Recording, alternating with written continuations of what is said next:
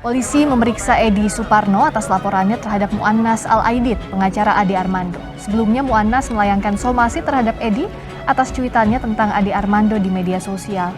Yang kita permasalahkan kemarin ada dugaan pencemaran nama baik yang dilakukan oleh seorang kuasa hukum Bang Ade Armando terhadap Sekjen PAN dalam hal tweetan yang dilakukan oleh yang dipost oleh Sekjen, sehingga berujung pada laporan. Saya tidak bisa menilai apakah ini langkah hukum yang terbaik, tapi kalau teman-teman PAN melakukan itu kan hak hukum mereka juga ya untuk mengajukan gugatan tersebut. Tapi buat saya, karena tadi pertanyaan terhadap saya adalah sebetulnya pencemaran nama baiknya apa, saya sebaiknya bertanya kepada Mas Slamet, tapi Mas Slamet justru mengatakan itu adalah hak kepolisian untuk menjelaskannya. Jadi kalau urusan perkara hukum, kita sih ikuti aja, kan kita negara hukum ya.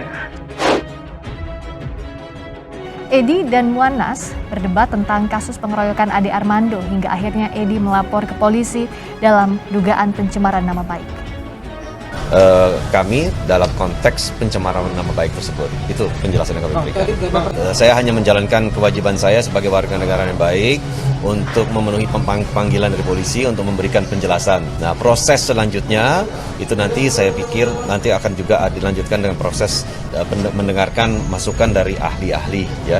Ahli-ahli setelah itu kemudian apakah kemudian dilanjutkan dalam tahap penyidikan dan lain-lain, itu saya serahkan sebelumnya kepada pihak penyidik.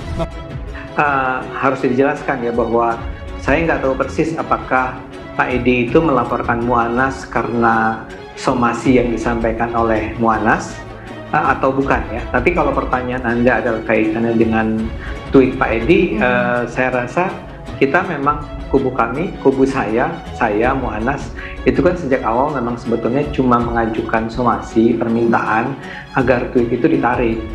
Terkait masalah somasi, itu kami sangat menyayangkan karena Partai Amanat Nasional merupakan suatu lembaga yang terbuka bagi siapapun untuk melakukan klarifikasi, tabayun, komunikasi.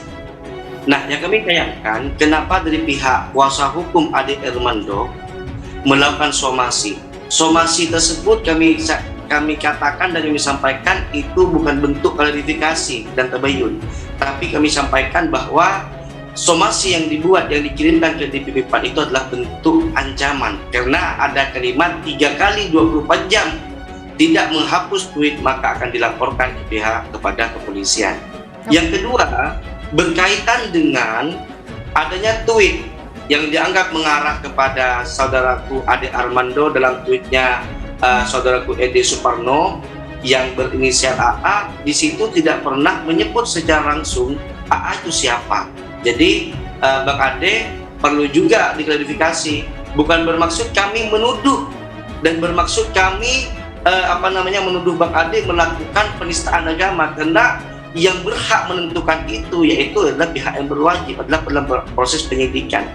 Walaupun Mas Slamet ini dengan sangat santun ya mengatakan bahwa tidak ada tuduhan langsung, tapi dengan mengatakan bahwa saya seharusnya menjelaskan tentang kasus tersangka saya itu, sebetulnya artinya saya simpulkan nih Mas Slamet, mudah-mudahan saya nggak salah, Pak Edi itu menganggap bahwa saya memang sudah menodai agama karena kasus yang membuat saya jadi tersangka itu. Sebenarnya kalau itu yang disampaikan kan juga jelas jadinya bahwa memang Pak Edi ini menganggap saya sudah melakukan penodaan agama, yaitu kaitannya dengan pernyataan saya Tuhan bukan orang Arab ya. Kalimat itu yang menjadikan saya tersangka waktu itu, dan itu baru sampai tahap tersangka, udah di SP3 ditersangkakan lagi karena ada pra peradilan, dan kemudian di SP3 kembali oleh kepolisian. Kalau itu yang dianggap sebagai penodaan agama, ya sebetulnya saya ingin menanyakan kepada Pak Edi, kenapa kalimat saya itu dianggap sebagai penodaan agama ya? Karena jelas-jelas kesimpulan Pak Edi adalah saya memang sudah melakukan penodaan agama.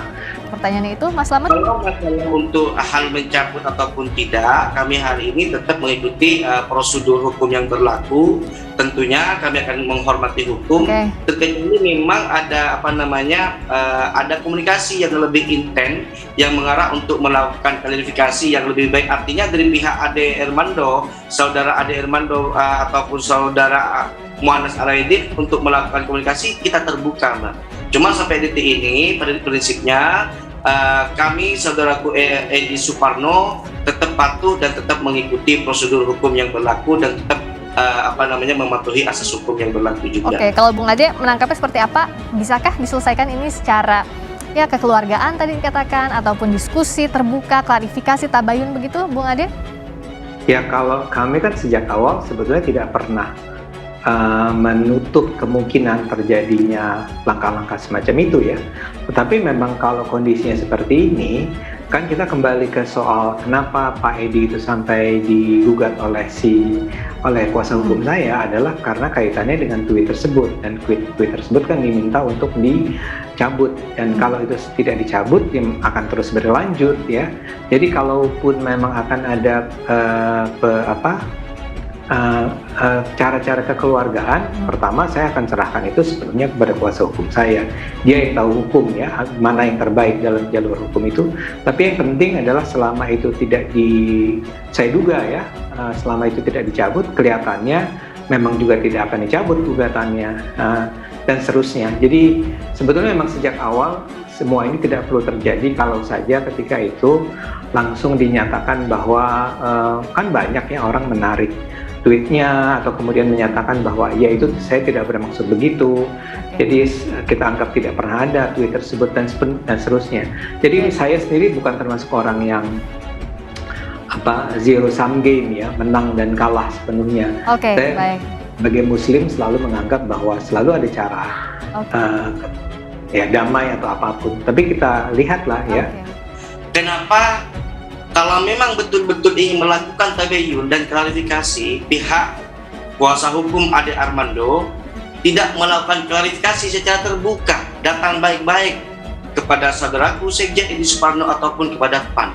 Tentunya insya Allah dengan tabayun ataupun klarifikasi akan ada solusi.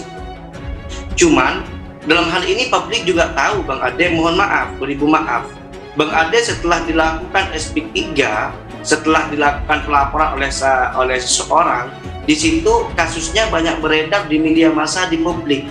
Makanya saya minta kepada kuasa hukum Bang Ade saat bertemu kemarin untuk menjelaskan kepada publik, karena ini penting bagi masa depan Bang Ade dan keluarga. Karena status hukum Bang Ade ini banyak yang menyimpulkan di media massa bahwa sampai hari ini Bang Ade masih menyandang status sebagai tersangka. Tentunya status hukum ini sangat penting, apalagi hari-hari ini sangat sensitif terkait penistaan agama. Jangan sampai nanti kalau memang Bang Ade tidak pernah melakukan penistaan agama terseret di kasus yang diduga melakukan penistaan agama. Jadi saya sarankan dari kemarin, daripada sibuk melakukan somasi dan sibuk melaporkan sekjen, lebih baik menjelaskan kepada publik duduk permasalahan kasus yang menimpa Bang Ade Armando, karena ini sangat penting. Itu saja sebetulnya buat saya sih yang terpenting ya. Saya senang saya diminta mengklarifikasikan itu. Saya bisa mengklarifikasikan kepada Pak Edi, tapi saya juga harus bertanya kepada Pak Edi, kenapa Pak Edi menilai bahwa saya sudah melakukan penodaan agama? Apakah karena kalimat Tuhan bukan orang Arab, atau Allah bukan orang Arab, atau ada kalimat-kalimat yang lain atau hal-hal yang lain. Sebetulnya kan enak tuh kalau kita sebagai sesama orang dewasa itu bertukar pikiran semacam itu.